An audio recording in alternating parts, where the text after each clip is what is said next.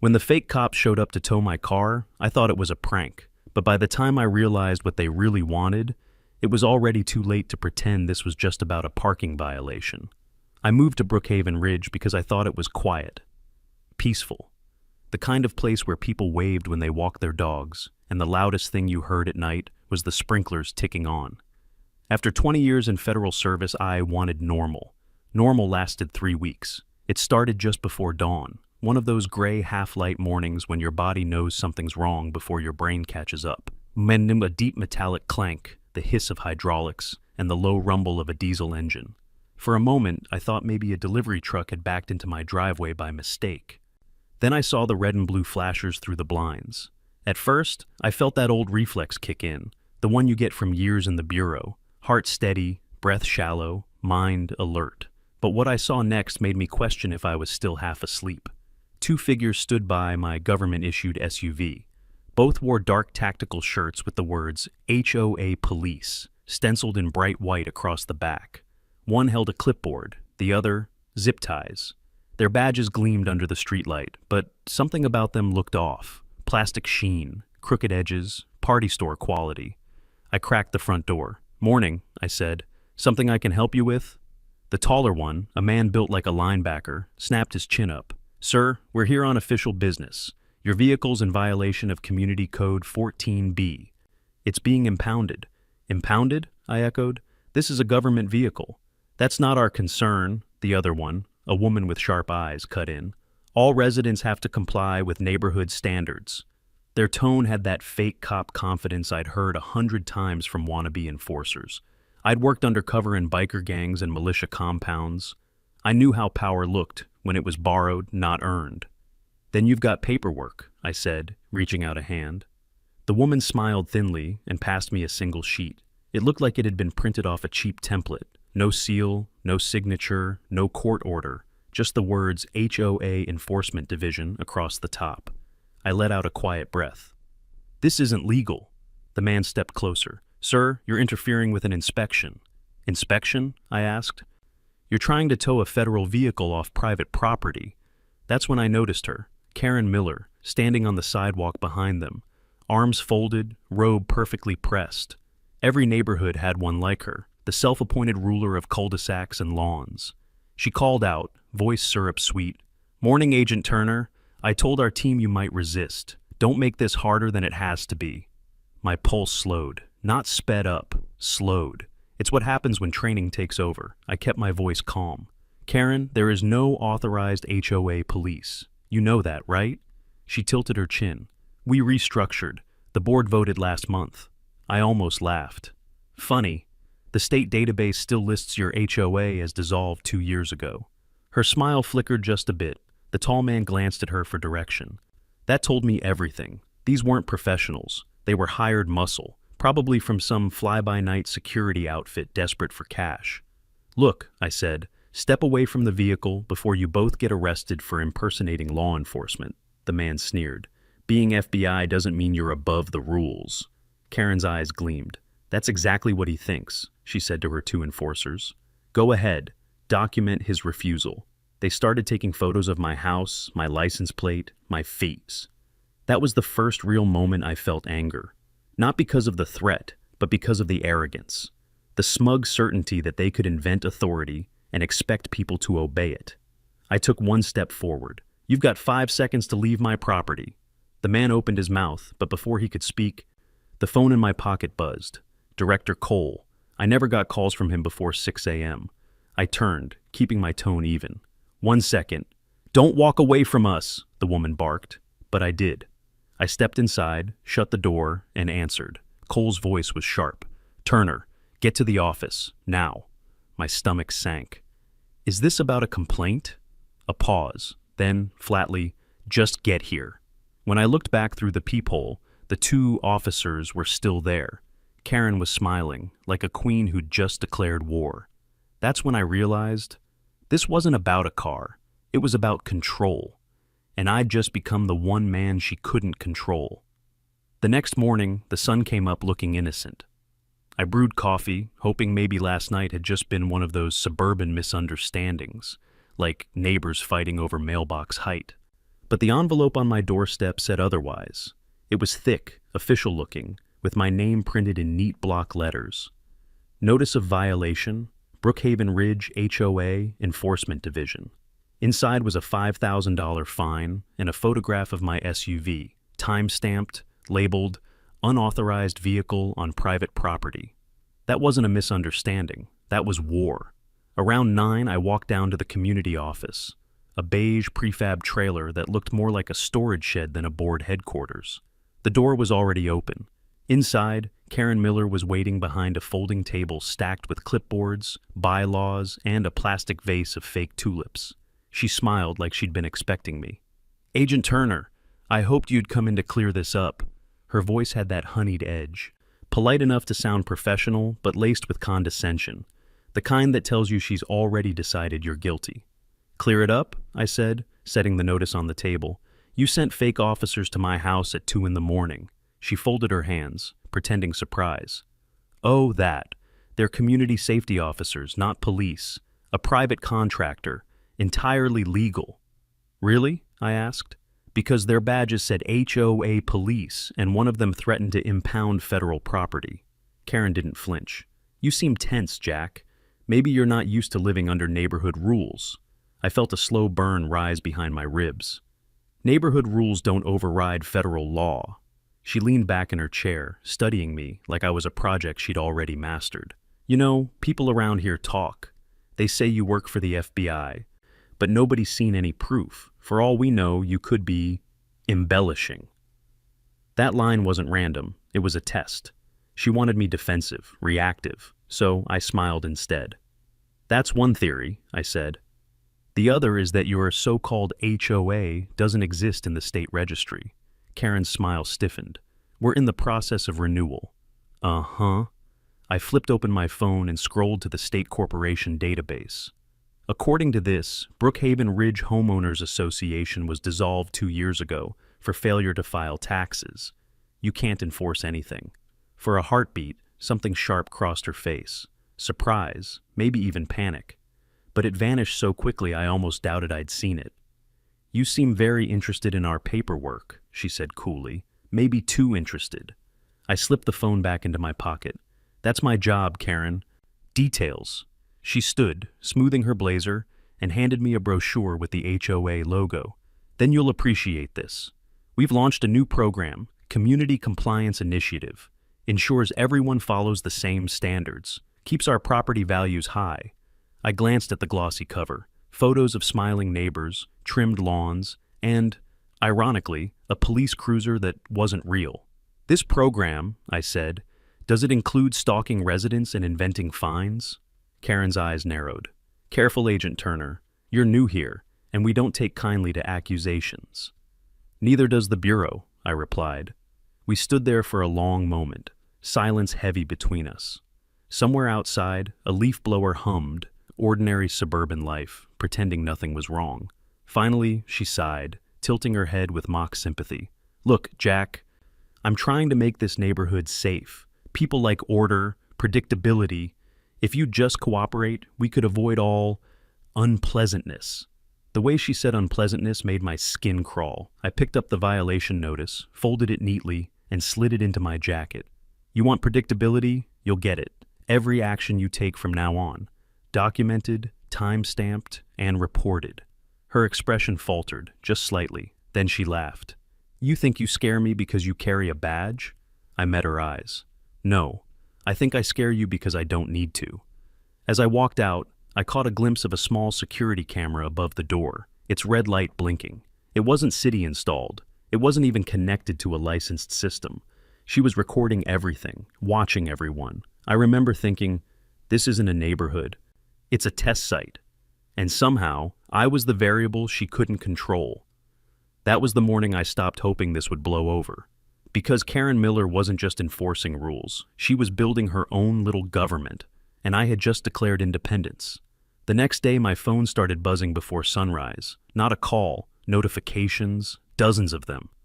Someone had posted a video of me. It showed last night's confrontation in my driveway, me standing under the porch light, facing the so-called HOA officers. But the clip was chopped, rearranged, and stripped of context. The sound was distorted, the lighting exaggerated. They'd slowed it down at key moments to make me look aggressive, voice raised, shoulders tense. The caption read, "FBI agent threatens community police over simple violation." Within hours, it had hundreds of shares in the neighborhood forum, local Facebook groups, even the HOA mailing list. Neighbors I hadn't even met yet were posting comments. "He thinks he's above the law. We just want to feel safe again. Maybe the board should remove him." And there it was, the strategy. Karen didn't need to prove I was dangerous. She just needed everyone else to believe it. I'd seen propaganda before, in war zones, in criminal networks, but never this close to home. Watching your own street turn against you is something different, something personal. I scrolled through the thread until I found Karen's comment, calm and polished. "Our community officers acted with professionalism. We value safety and transparency. We're reviewing the incident." Reviewing, like it was an internal investigation. That word sent a chill through me. Because in the Bureau, review means one thing: your record's under scrutiny. By noon, the video had reached my office email. A short note followed. "Agent Turner, please be advised that this content has raised concerns about public conduct. Report to Internal Affairs, HQ, 9 a.m. tomorrow." No signature, no context, just the cold efficiency of bureaucracy in motion. That afternoon, I took a slow walk through the neighborhood. People avoided eye contact. One woman who'd waved at me the day I moved in now crossed the street when she saw me coming. A couple of kids playing basketball stopped dribbling and stared until I turned the corner. Every camera above every garage seemed to follow me. I could feel it. Those tiny blinking LEDs, watching, recording, feeding some private network I hadn't been invited to. I noticed one mounted high on a lamppost near my house. It wasn't a city model, too new, too sleek. I took a photo and ran it through a facial recognition metadata scan when I got home. The serial number traced back to a vendor in Nevada that specialized in private surveillance systems for gated communities. Only one problem: Brookhaven Ridge wasn't a gated community. I sent the info to Alvarez. Within minutes, he called back. "Those cameras are registered under a shell company, Silver Shield Security," he said. "The same people whose SUV was parked near your driveway." That's when I knew this wasn't about neighborhood watch or property values. It was organized, funded, controlled. Alvarez promised to dig deeper. I trusted him. He was one of the few cops I'd worked with who didn't scare easy. As night fell, I sat on the porch with the lights off, watching.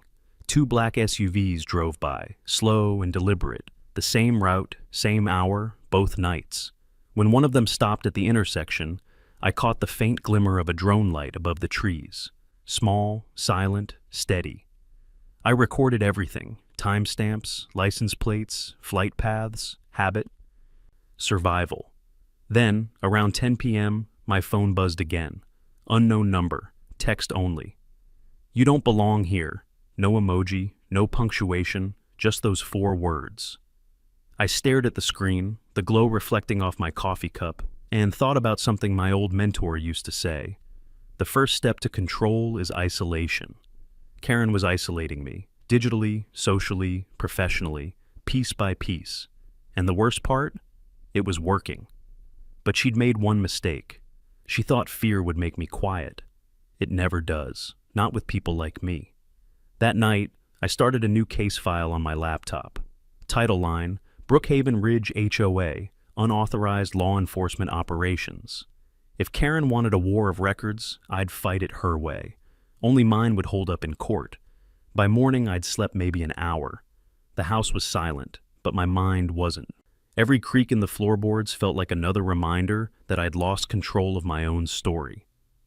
At 8:43 a.m., my phone buzzed. The caller ID read, "Director Cole, FBI HQ." I took a deep breath before answering. "Turner." Cole's voice came through clipped and cold. "Jack, I need you at headquarters, now. Internal Affairs has questions." "Questions about what?" "You'll find out when you get here."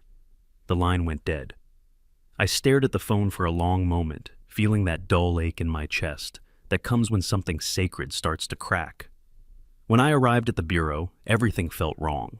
The security guard who usually greeted me barely made eye contact. 2 analysts stopped whispering when I passed their cubicles. Gossip moves fast in a building full of investigators. Cole's office was on the 7th floor. Sterile, quiet, the kind of place where bad news lives. I knocked once. "Come in," he said. The blinds were half drawn, slicing sunlight across the desk. Cole stood by the window, jacket off, tie loosened. A file sat open in front of him, thick with printed pages. My name was on the tab. He didn't ask me to sit. "We've received multiple complaints from your neighborhood," he began, voice even. "Claims of intimidation, verbal threats, unprofessional conduct, 10 signatures." I forced a breath. "Those statements are false. They're part of a harassment campaign run by a neighbor, Karen Miller." He turned slowly, arms folded. "Karen Miller?" "Yes. She's behind the fake HOA police. She hired a private security company to impersonate officers." Cole's jaw tightened. "We looked into it. The company's registered and licensed." "That's not the same as authorized," I said. "They're enforcing laws that don't exist." He exhaled through his nose, weary. "Jack, I've known you a long time. You're a good agent. But this," he gestured to the file, "this looks bad. Neighbors, local law enforcement, even the HOA board have filed complaints. It's a pattern." I stepped forward. "The HOA board doesn't exist. The association dissolved 2 years ago." Cole's eyes flicked up at me, sharp, searching. "You're saying all these people coordinated a conspiracy against you?" I hated how that sounded out loud. "I'm saying someone's manufacturing it. Someone with influence." He walked back to his desk, lowered his voice. "You're being accused of threatening community officers. There's even video evidence." My pulse jumped. "The edited footage? You've seen it?" He nodded grimly. "Internal Affairs did. They're not convinced it's doctored." "Then they're not looking hard enough." "Jack," he rubbed his temples, "you've been through a lot these past few years. Maybe it's time you took some leave. Clear your head." There it was, the bureaucratic knife wrapped in sympathy. I stared at him. "You think I'm losing it?" He didn't answer, which told me enough. I took a slow breath, lowering my voice. "Sir, I have evidence, documents, names, surveillance footage that prove Karen's orchestrating this. I just need time to compile it." Cole's tone softened, but his eyes didn't. "You'll have 48 hours before Internal Affairs escalates. After that, I can't help you." 48 hours. 2 days to prove I wasn't the villain in my own neighborhood. "Understood," I said quietly. Cole hesitated. "Jack, off the record, keep your head down. Whoever's pulling strings here isn't playing small." I nodded, then left before my temper could follow me out. The elevator ride down felt like free fall. Each floor I passed, another piece of my career peeled away. By the time the doors opened, I wasn't sure if I was walking out as an agent or just another name in a pending review. Outside, the DC air felt heavier than usual. I stood in the parking lot for a moment, staring at my reflection in the car window. I'd spent 2 decades chasing corruption. Foreign, domestic, organized, corporate. But I'd never imagined it could bloom right next door, watered by gossip and fear. When I turned the ignition, my phone buzzed again. Unknown number, text only. "Careful who you talk to at HQ." No name, no reply. I looked around the lot. No one in sight, but the feeling in my gut said otherwise. That night, I opened my laptop and began piecing together everything. Karen's fake HOA paperwork, Alvarez's license plate data, the shell company records, the altered video timestamps. If I couldn't convince my own superiors, I'd have to build a case they couldn't ignore. Because if Karen had managed to reach this high into the Bureau's walls, she wasn't just a neighbor with control issues. She was part of something far bigger, and I was running out of time to prove it. I met Officer Miguel Alvarez 2 years ago on a joint task force. He was local PD, I was Bureau liaison, the kind of cop who didn't need a badge to command a room. Calm, deliberate, impossible to intimidate. When you've seen the same kind of chaos, you recognize the quiet ones who don't flinch. That's why I called him. He picked up on the second ring. "Turner," he said, voice steady. "Heard your name's lighting up the rumor mill." "Then you've heard half the story," I replied. "Which half's true?" "The part where somebody's impersonating law enforcement to shake down my neighborhood." A pause. Then, "You at your house?" "Yeah." "I'll swing by." 20 minutes later, his patrol SUV pulled into my driveway. No lights, no siren, just quiet professionalism. He stepped out, tall, weathered, a calm and human form. He took one look at the cameras mounted on the lamppost. Those yours? Nope. Installed without permit? He frowned. Private surveillance on public easement. That's illegal. I nodded. They're linked to Silver Shield Security, a Nevada-registered shell. Alvarez crossed his arms. Karen Miller's company? Indirectly. She's using them through a front business. The HOA pays the invoices, money from bogus fines. He gave a low whistle. Smart, funds her own enforcement, hides it behind community maintenance. Exactly, I said.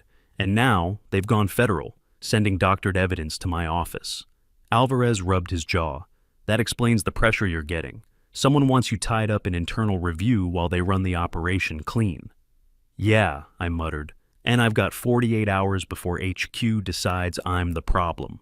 He nodded slowly. All right, let's turn the light back on them. We spent the next 2 hours in my kitchen, 2 cups of black coffee and a laptop full of secrets. I showed him the files, HOA financial records, timestamps from the surveillance feeds, shell companies routing payments through 3 states. Alvarez scrolled in silence, eyes narrowing. These accounts, look at the routing numbers, he said. Same bank chain used by 2 other fake security outfits I ran into last year. Small towns, homeowner communities, always the same pattern. Intimidation, fines, property seizures. Who's behind them? I asked. He shook his head. Nobody ever caught. Paper trails end in corporate dead zones. I leaned back, exhaling. It's organized, Miguel, not some HOA feud. This is a network. He looked up. Then we build our own. He handed me a flash drive. Encrypted. Plug this in and record everything from your home cams and comm logs. I'll mirror the footage through my department system. Off the books. You sure about that? He smiled faintly. You helped me once when Internal tried to hang me out to dry. Call this even. As the sun went down, he walked the perimeter of my yard, scanning with his flashlight. The beam caught small lenses glinting under the eaves, hidden cameras. He muttered, "Damn, they're everywhere." "Welcome to suburban warfare," I said. He chuckled softly. "You always did pick quiet places to retire." When he left, the street felt emptier than before, but a strange comfort settled in my chest. Finally, I wasn't alone. Around midnight, he texted me a photo, a Silver Shield invoice he'd pulled from county records. The billing address wasn't Nevada, it was DC. A suite number in the same building as the Bureau's Facilities Oversight Office. I stared at the image for a long time. It didn't make sense, unless someone in the system was protecting them. That thought hit harder than any threat Karen could make.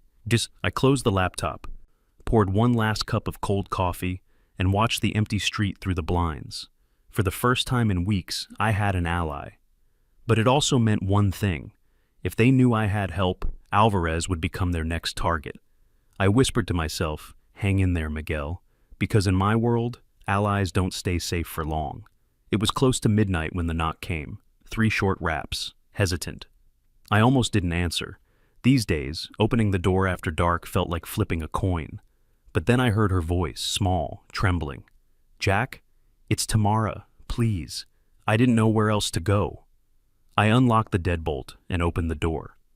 Tamara stood there, clutching a manila folder against her chest. Her eyes were red, hair pulled into a messy bun, slippers soaked from the dew on the lawn. She looked like someone who'd run out of safe places. "Come in," I said gently. She stepped inside and glanced around like she expected cameras even in my living room. Maybe she wasn't wrong. I poured her a glass of water. "What happened?" She handed me the folder. "They came to my house tonight. Said I was in violation for having guests after 9 p.m. Guests? My sister came over to help with the kids' homework," she whispered.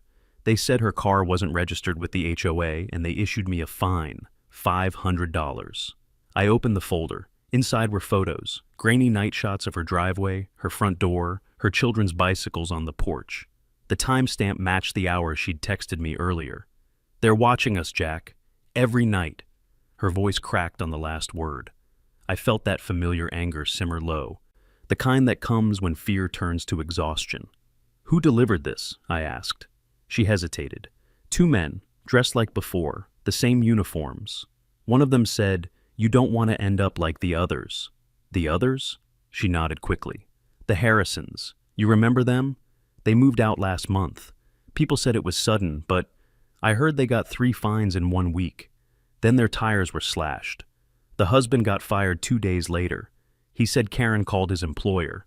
I clenched my jaw. Defamation, extortion, intimidation, all under a fake HOA. Tamara looked at me like she wanted to believe someone could stop it. Can you do something? You're FBI. You can make this end, right? I wanted to say yes. I really did. But the truth was harder. I'm working on it, I said quietly. But you need to stay calm. Keep everything, letters, fines, photos, receipts. Don't confront them. She nodded, trembling. They already know I talked to you. When I left my house, someone was parked at the corner with the engine running. I moved to the window and peeked through the blinds. A dark sedan sat half a block away, idling under the streetlight. No markings, no plates. They're not subtle, I murmured. Tamara wrapped her arms around herself. They want to make examples of us. They're overplaying their hand, I said. Once they cross into threat territory, I can act. But will anyone listen? I turned back to her. They will, eventually. That wasn't a promise, it was a vow. She stayed a while longer, mostly silent, sipping water while I documented her evidence. I could see the weight on her shoulders, single mother, 2 kids, working night shifts just to pay mortgage. People like Karen preyed on that. Fear was her currency. Before Tamara left, she paused at the door. You think she'll stop? I met her eyes. No, but I think she's scared too. Of what? Of losing control. She gave a weak smile. Then maybe she already has. After she drove off, I stood in the doorway a long time. The street was still, but not peaceful. It was that kind of silence that comes after something breaks, but before anyone admits it. I walked back inside, sat down at the table, and added Tamara's folder to my case file. Another victim, another witness, another crack in Karen's empire. Then I noticed something new. An envelope slid under my front door. No stamp, no markings, just a single sheet inside, typed in bold. You're turning people against us. Stop before someone gets hurt. No signature, no mistake. I folded the note, placed it in a plastic sleeve, and labeled it Exhibit 17, Threat Communication. If they wanted to play intimidation, they picked the wrong man. That night, I didn't sleep. I watched the monitors until dawn. And for the first time, I realized this wasn't just about my career or my reputation. It was about every person like Tamara. Good, quiet people who just wanted peace. And I'd be damned if I let fear take that from them. By the next morning, I'd uploaded every file Tamara gave me into a secure drive, off the bureau's grid, mirrored to a ghost server Alvarez set up years ago. That's when the pattern started to take shape.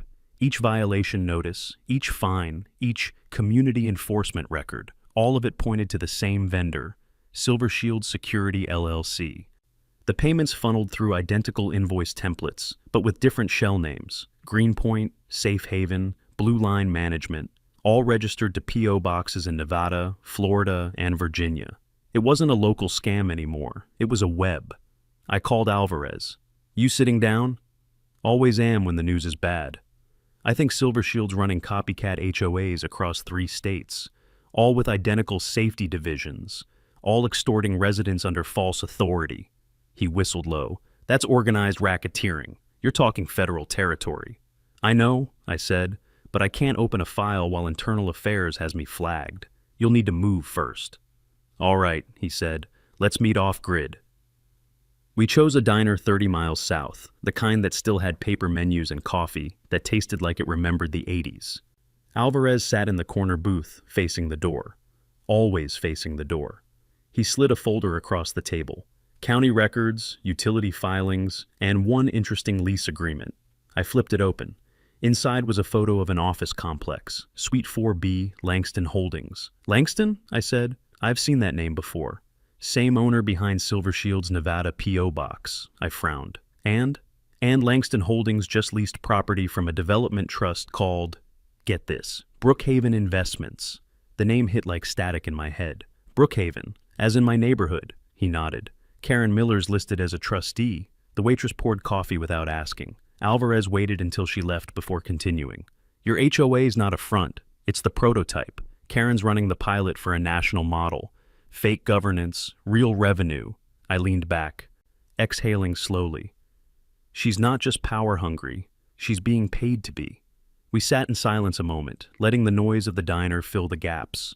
Silverware clinking, a kid laughing at the next booth, the hum of a world that had no idea it was being watched. Then Alvarez's expression changed. Heads up, black SUV across the street, same type from your neighborhood. I didn't turn right away, just lifted the coffee cup, using the reflection in the window. Two men inside, pretending to scroll phones. Too still, too alert. They followed you? He asked. Maybe, or maybe you. He smiled without humor. Guess we're both popular these days. We finished our coffee like nothing was wrong, paid in cash, and walked out opposite doors. I circled around the block and caught a glimpse of the SUV creeping along the curb. When it turned toward Alvarez's side, I crossed behind it, memorizing the plate. Except there wasn't one, just a blank frame. I pulled out my phone, snapped a photo, and texted it to him. No plate, north lot, 2 targets. 5 minutes later, I heard the low growl of an engine revving. Alvarez's cruiser cut across the lot, lights off, blocking the SUV's exit. The driver panicked, hit reverse, clipped a trash bin, and tore down the back alley. Alvarez jumped out, weapon drawn. Police! Stop the vehicle! It didn't stop. He fired once, just a tire shot, controlled. The SUV fishtailed, hit a lamppost, and stalled. We approached fast. The passenger door swung open, and a man in a tactical vest bolted. I caught him halfway across the lot, tackled him hard onto the pavement. He went down swinging, shouting, "You don't understand. It's bigger than her." Alvarez cuffed him. We'll find out how big soon enough. Inside the SUV we found burner phones, printed HOA directories, and a tablet logged into an encrypted dashboard titled Silver Shield Operations, Zone 3. Alvarez whistled low. Zone 3, meaning there's a 1 and 2, I nodded grimly. And maybe 4. We took photos, pulled the data card, and left before local backup could arrive. Later that night, I sat at my desk, replaying the suspect's words in my mind. It's bigger than her. I opened the tablet's extracted files. There it was. A list of over 40 community partnerships across 6 states. HOA names, addresses, even liaisons. And under Liaison 3B, Brookhaven Ridge, one name stood out. Karen Miller, but right below it, another, Cole Harrison. I froze. That was my director's full name. For a long time, I just stared at the screen, the cursor blinking like a heartbeat. Karen hadn't just gotten inside the bureau, she'd started there. By dawn, the data from the tablet was fully decrypted. Names, dates, payments, and one headline that burned into my screen. Federal Oversight Liaison, Director C.S. Harrison. Cole, my director, the same man who told me to keep my head down. I stared at it for a long time, waiting for some other explanation. Clerical error, mistaken identity, shared name, anything that made sense. But in my gut, I already knew. I'd seen that kind of quiet complicity before, in field ops gone sideways, when good men started turning bad because paperwork was easier than conscience. By noon, I was standing in front of his office again. Same blinds, same silence. Only this time, I didn't knock. Cole looked up as I stepped in, his expression unreadable. "Jack, you look like hell." "Been busy?" I said. "Mind if we talk?" He closed the file on his desk, too smoothly. "About what?" "About Brookhaven Ridge, about Karen Miller, about the Silver Shield network you've been funding." His hand froze mid-motion, just for a second. Then he gave a small, humorless smile. "You've been digging where you shouldn't. Someone had to," I said. "You knew this was happening. You let her run it." He leaned back in his chair, studying me. "You ever wonder, Jack, why the Bureau doesn't get involved in neighborhood disputes? Because it's a waste of federal resources." "This isn't a dispute," I snapped. "It's organized racketeering, using fake police to extort citizens." He sighed, almost fatherly. "You always had a talent for seeing patterns that weren't there." "I've got evidence, Cole." He smiled again. But there was nothing kind about it this time. "Then you'd better hope your evidence survives the audit coming tomorrow." My pulse slowed. "You're shutting me down." "No," he said softly. I'm protecting the Bureau from an agent who's lost perspective. I took a step closer. Don't do this. He stood too, voice low and controlled. You don't understand how this works anymore, Jack.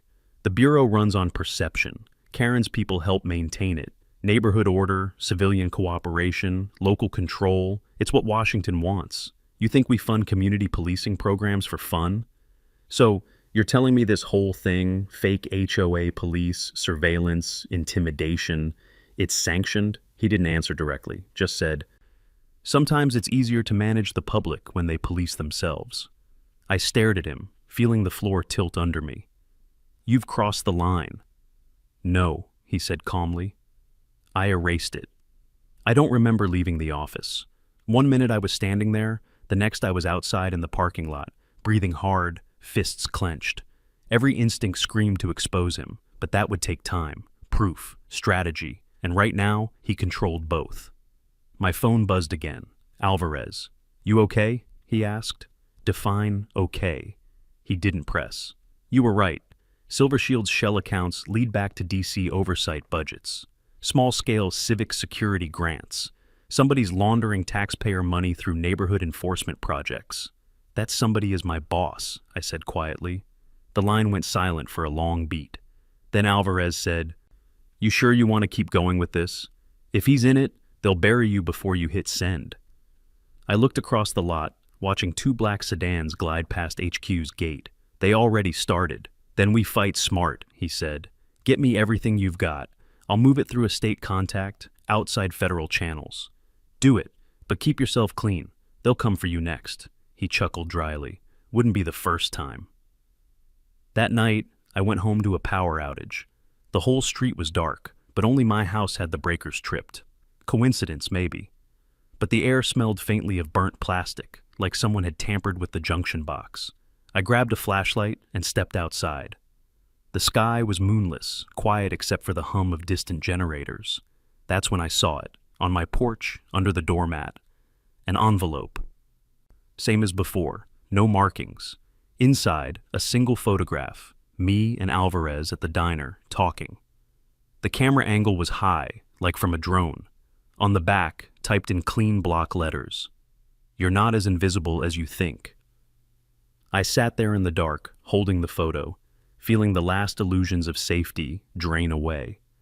Karen wasn't the threat anymore. She was just a mask. The real danger wore a suit and worked behind tinted glass. And I just accused him to his face. I opened my laptop, powered it through a backup battery, and began encrypting my files to multiple locations. Cloud backups, external drives, a secure courier drop. If I disappeared, the evidence wouldn't. Before shutting down, I recorded a voice memo. If this reaches anyone outside the Bureau, my name is Special Agent Jack Turner. I am investigating the unauthorized use of federal security programs by internal operatives. My director, Cole Harrison, is directly linked to civilian extortion networks. If you're hearing this, it means I didn't make it. I saved it, encrypted it, and hid the drive behind the breaker panel. Then I sat back, staring at the dark window.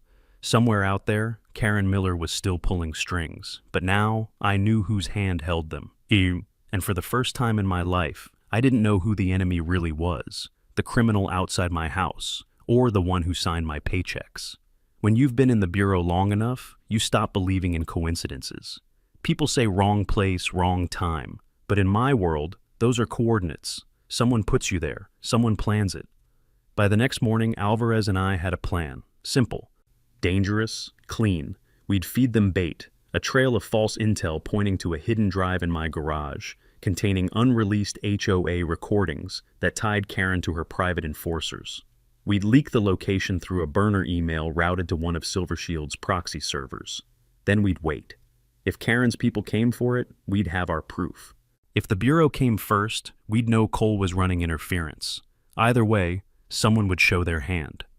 That night, we wired my property with motion sensors, hidden body cams, and a backup uplink that streamed directly to Alvarez's off-site recorder. He sat in his cruiser 2 blocks away, windows tinted, laptop glowing faint blue in the dark. I stayed inside, lights off, coffee cold, service pistol holstered on the table.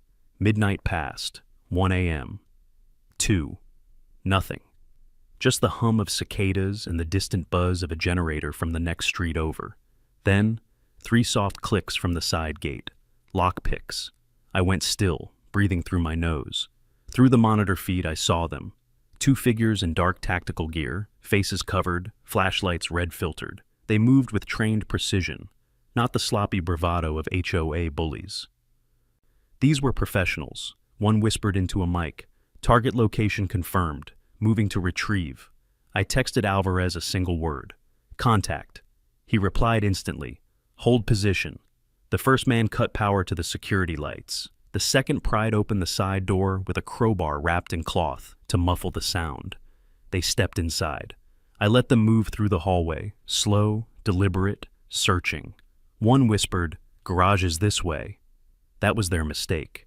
The moment they crossed the threshold, the floor sensor tripped. A flashbang detonated, a controlled one, non-lethal, just enough to disorient. I stepped out from behind the kitchen island, weapon raised. "Federal agent, drop it." One turned, blinded, stumbled backward, hitting the shelf. The other lunged for his sidearm. Before he could draw, Alvarez burst through the back door. Gun leveled. "Hands up! Now!" They froze. The taller one cursed under his breath. "You don't know who you're messing with." "Then enlighten me," I said. He hesitated, then muttered, "We're under contract. Direct authorization." "From who?" Alvarez barked. He didn't answer. So I ripped the comm mic from his collar. It was still transmitting. I raised it to my mouth. "This is Special Agent Jack Turner. Whoever's listening, you're in violation of federal law. Identify yourself." Static. Then a voice I knew too well. "Stand down, Agent Turner. That's an order." "Cole." The room went silent except for the hum of the open line. Alvarez's eyes widened. "That's your director?" I didn't lower my weapon. "You sent them, Cole?" His voice was calm, like he was reading from a script. "You're interfering with an internal investigation. Surrender your weapon and all data immediately." "You mean the data that proves your little partnership with Silver Shield?" Static again. Then, "You've gone too far, Jack. Walk away." I stared at the mic, heart steady. "I can't. Not anymore." Then the line went dead. We cuffed both operatives and secured the scene. Alvarez photographed everything. Their gear, fake warrants, encrypted phones. On one of the men's forearms was a tattoo, a silver shield over a snake. He caught me looking and said quietly, "You think this ends with her? You're wrong." We loaded them into the cruiser and drove to an abandoned storage yard Alvarez used for evidence holding. No paper trail. He turned off the engine. "You realize this just made us fugitives in our own departments." "Yeah," I said. "Feels like home." He cracked a dry smile. "What now?" "Now we finish it." We spent the next 4 hours decrypting one of the operatives' phones. Inside, a text thread with contact initials. KM and CH, Karen Miller, Cole Harrison. The messages were time-stamped just before the break-in. CH, proceed with extraction, secure the drive, neutralize resistance if needed. KM, consider it done. He won't have the nerve to fight back. Alvarez leaned back, whistling low. Well, she was wrong about that. I exhaled slowly, the adrenaline finally catching up. We've got them. He nodded. Yeah, but they've got reach. By morning, every system you touch will light up like a warning beacon. I know, I said. That's why we don't go online. Then how do we expose them? I looked at him, the answer already forming in my head. Public. They built their power in the dark. So we drag it into daylight. He grinned faintly. Press? Better, I said. The people they've been preying on. I stood outside as dawn broke, the air cool, the first rays of sun cutting across the street like searchlights. Karen thought she could bury truth under fear. Cole thought he could wrap corruption in protocol, but they both forgot one thing. The moment you try to control people with lies, sooner or later, somebody fights back with truth. And I was about to hand them a spotlight they couldn't escape. The meeting was set for Saturday evening at the community center, the same place where Karen had held her HOA orientation nights. Only this time, the tables were turned. Alvarez arranged for 2 uniformed deputies, real ones, to stand by the exit. I'd contacted a few trusted residents, Tamara among them, and told them to spread the word. Mandatory HOA assembly, open to all homeowners. Karen loved an audience. I was about to give her one. By 6 p.m., the room was packed. Rows of folding chairs, murmurs of curiosity, and that faint smell of burnt coffee and paper flyers. Karen stood at the front, her trademark smile in place, wearing a cream blazer and that same overconfidence that had kept everyone in check for months. "Good evening, neighbors," she began brightly. "Before we get started, I just want to remind everyone, order and respect are what make our community strong." She didn't notice me at first. I stayed near the back, arms crossed, watching. When she finally saw me, her voice faltered just slightly. "Oh, Agent Turner, glad you could join us." "Wouldn't miss it," I said. I stepped forward, holding a folder thick with documents. Alvarez followed, silent but steady. Karen's eyes flicked toward him, then back to me.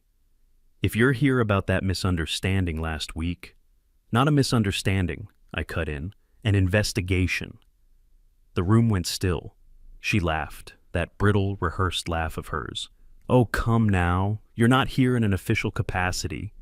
"Actually," I said, "I'm here as a resident. And as someone who's tired of being lied to." I placed the folder on the podium, flipped it open, and began laying out the evidence. Fake citations, altered footage, bank transfers from Silver Shield Security to Karen's personal accounts. And finally, the signed directives between her and Director Cole Harrison. Each page landed with a sound that echoed across the room like a gavel strike. "This," I said, "is the real HOA, a money funnel, a control mechanism, a surveillance system you never agreed to join." Murmurs filled the hall. Confusion, shock, anger. Karen's mask cracked. "You're bluffing. None of that's admissible. It's stolen data." Alvarez stepped forward, badge glinting under the fluorescent lights. "Actually, ma'am, it's under active investigation by state authorities. You might want to watch your next words."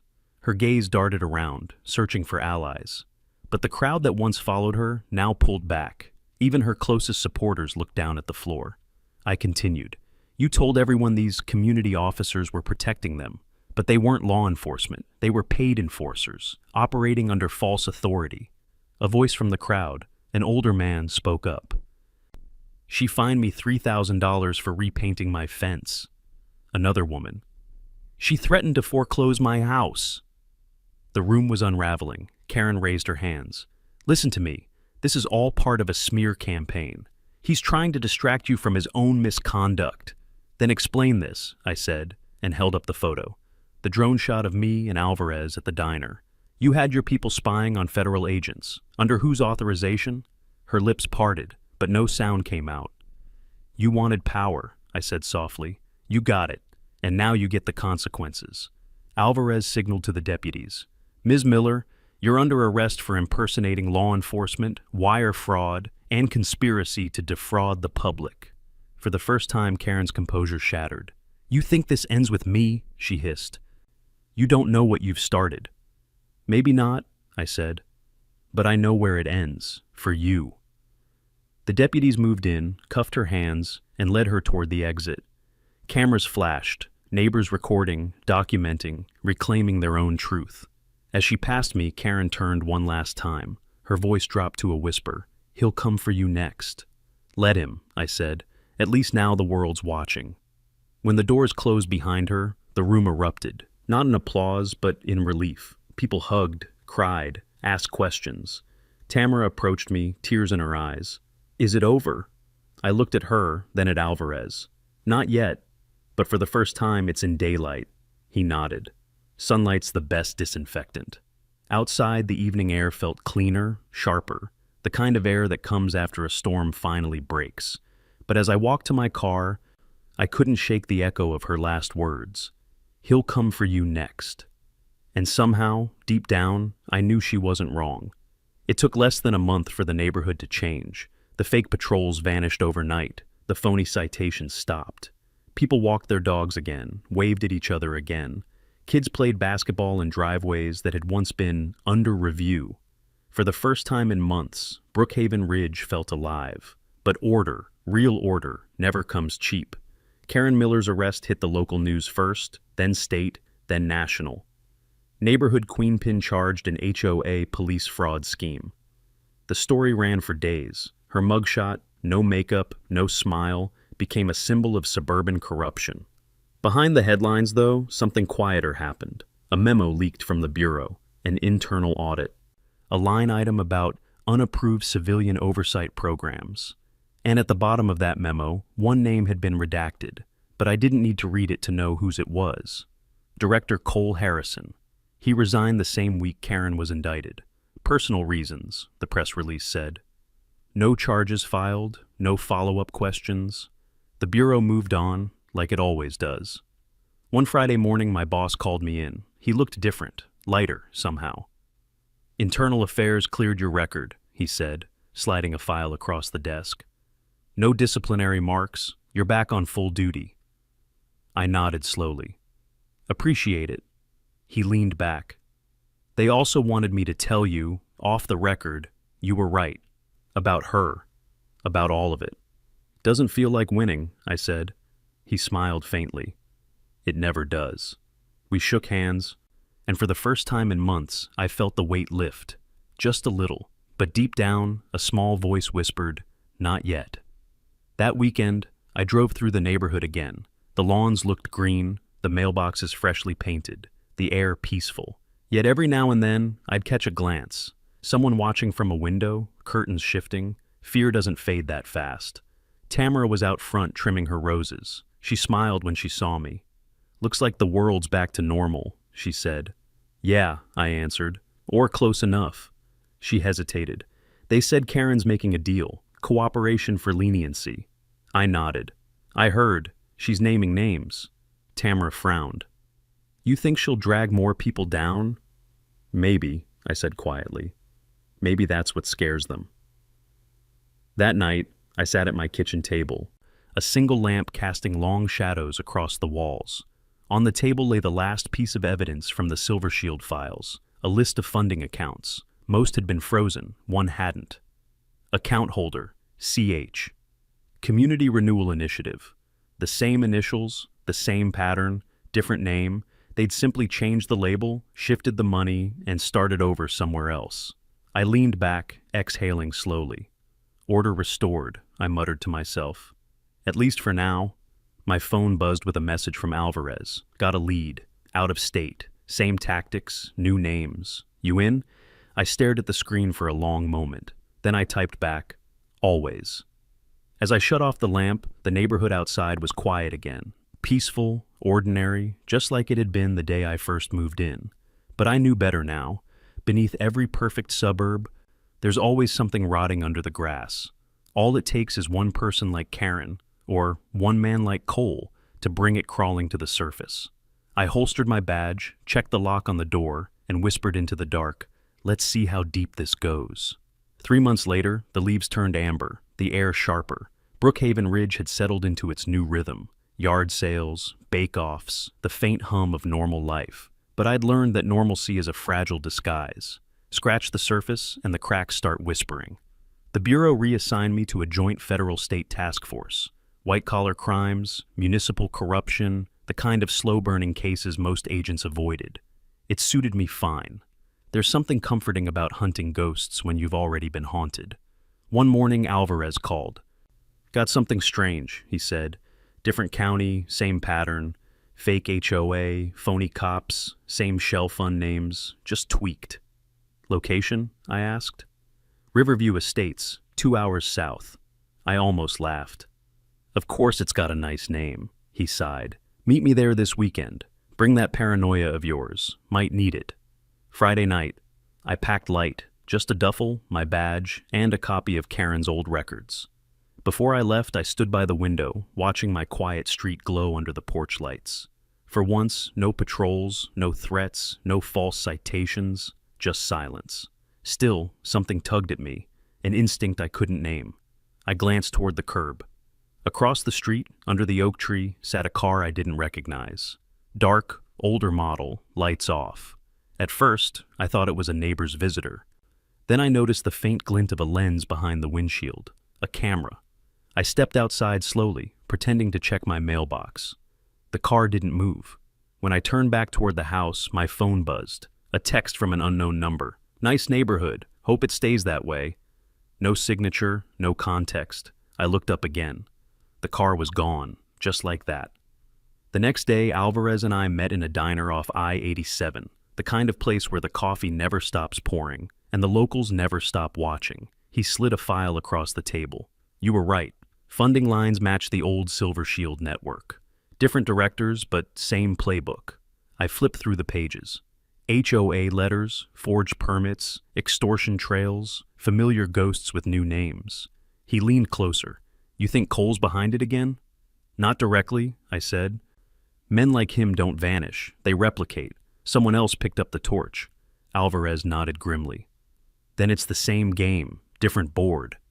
Exactly, I said. And this time, we start before it spreads. He smirked. You always did like fighting uphill. Best views at the top, I said, finishing my coffee. As I drove home that night, the highway stretched empty under a full moon. The radio crackled with distant static, like whispers half heard. When I pulled into my driveway, something waited on the porch. A small square package wrapped in brown paper. No return address. I tore it open carefully. Inside was a single USB drive. The label read, "For Agent Turner, from a friend." I plugged it into my encrypted laptop, isolating it from the network. One file, a video, grainy drone footage, time-stamped just 2 days earlier. It showed me, leaving the bureau, walking to my car, looking over my shoulder. The camera zoomed in, followed me down the street, then froze on my front door. A final message appeared across the screen in clean white letters. You stopped one network. You didn't stop us. The feed cut out. I sat there in silence, heart steady, the faint hum of the laptop filling the room. Then I smiled, small, tired, unafraid. Let's begin again, I whispered, and I hit record.